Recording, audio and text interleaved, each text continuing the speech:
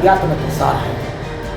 आप सबको उन अज्ञात पहलुओं से वाकिफ करवाने की कोशिश मैंने इस वीडियो में की है, पहले वीडियो में भी की थी, सभी वीडियो में की थी। ये वीडियो बनाना मेरे लिए बहुत कष्ट है, क्योंकि मैंने अपने व्यवहार के विपरीत जाकर इस वीडियो को तैयार किया। मुझसे इस वीडियो को तैयार करने के संबंध में बहुत से साथियों ने, बहुत से व्यक्तियों ने अनुरोध किया, लेकिन मैंने कहा कि मेरी फितरत नहीं है कि मैं किसी अन्य व्यक्ति के कार्य को टिप्पणी करूं।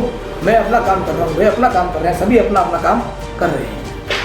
फिर जब उन साथियों ने मुझे बताया कि स्कूल वालों को भ्रमित किया जा रहा है, तो मैंने उनकी बात समझने की कोशिश की।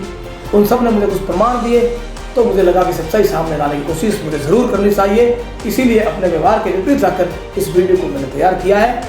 साथियों, मैं पुनः अनुरोध कर रहा हूँ कि इस वीडियो को देखने के साथ, सुनने के साथ समझने की कोशिश जरूर करें। मैंने अपने पिछले वीडियो में कहा था कि सरकार ने पोर्टल पर डेट सीधे नहीं बढ़ाकर गली निकाल कर क्यों बढ़ाई।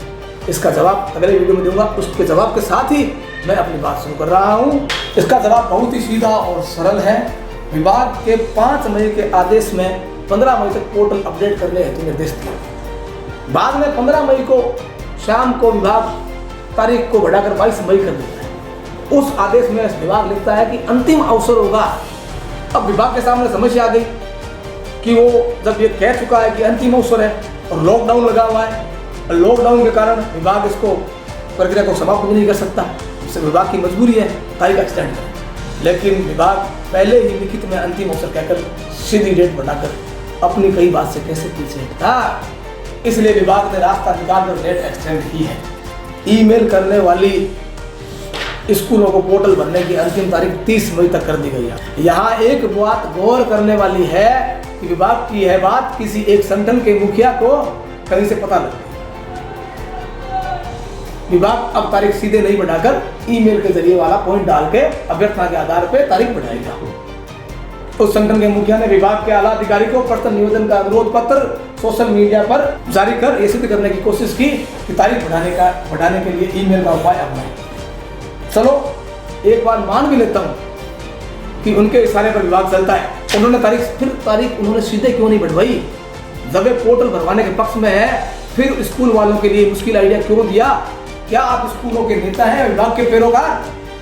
अपने आप को 30,000 स्कूल का नेता बताकर आत्मबुद्ध नेताजी ने यह सुझाव देकर क्या उन स्कूल का भला किया है जो पोर्टल अपडेट करना चाहते थे लेकिन कर नहीं सके? अपने आप को स्कूलों का मसीहा बताने वाले यथाकथित नेताजी पोर्टल भरवाने की पैरवी करते करते अचानक पोर्टल पर एंट्री कम करने की कोशिश कैसे करने लगे?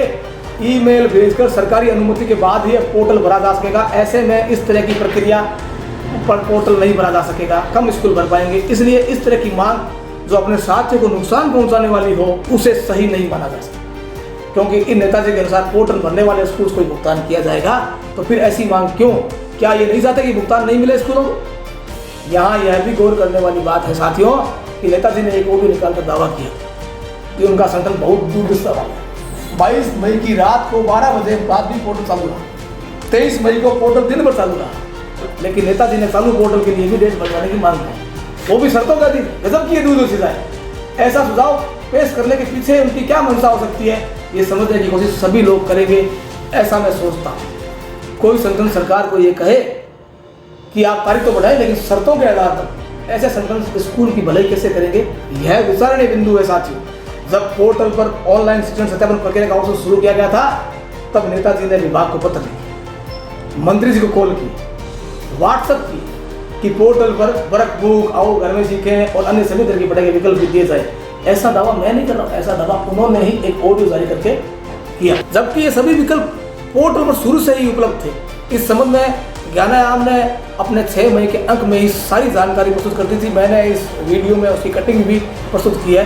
अब मुझे कोई ये बात समझाए कि जब सारे विकल्प पोर्टल पर पहले से ही थे, तो तथाकथित नेताजी ने इन विकल्पों की मांग क्यों की?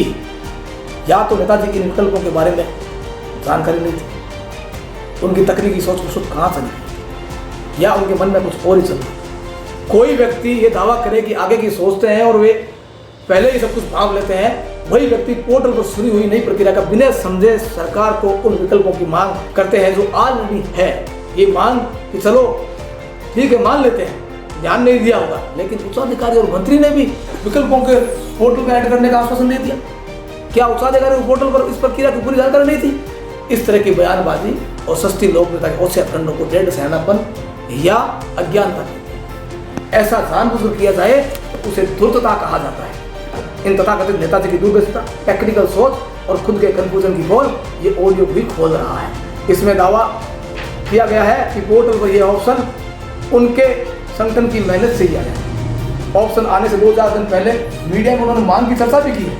मैं तो इतना ही निवेदन करता हूँ तथाकथित नेताजी और उनके समर्थकों से कि जो बातें इस ऑडियो में बताई गई है उनमें से किसी एक का भी प्रूफ हो तो दीजिएगा, ताकि हम भी समझ सकें कि वास्तव में आप स्कूलों का भला कर रहे हैं।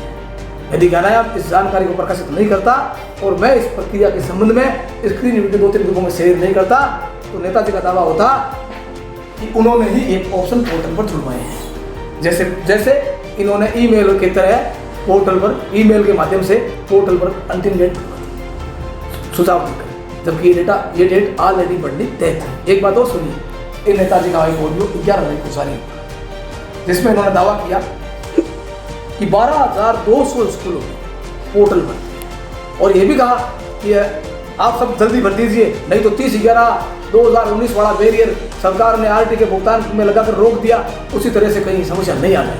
जबकि हकीकत ये थी साथियों कि उस 11 मई तक 1000 से 1100 स्कूलों ने पोर्टल अपडेट किया था। मुझे यह भी समझना है साथियों कि उन्होंने इतना बड़ा झूठ और भ्रम किस कारण से फैलाया, स्कूल वालों को क्यों डराया।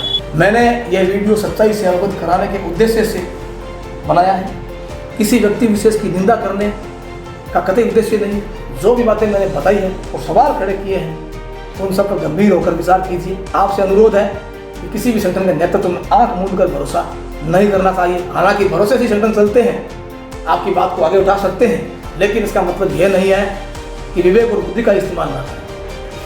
स्वविवेक से हर बात को सोचें, समझें, उसके मर्म तक जाने की कोशिश करें। फिर कोई भी व्यक्ति किसी व्यक्ति को भ्रमित या मनगढ़ंत बात से भ्रमित नहीं कर सकेंगे। आपको लगे कि मैंने ये वीडियो बनाकर सही नहीं किया है, इसे आगे शेयर ना करें, और लगे कि इस वीडियो में दी गई जानकारी से सभी स्कूलों तक असलियत उजागर करने और सच्चाई समझाने के लिए कारगर है तो इसे आगे से आगे शेयर जरूर कीजिएगा।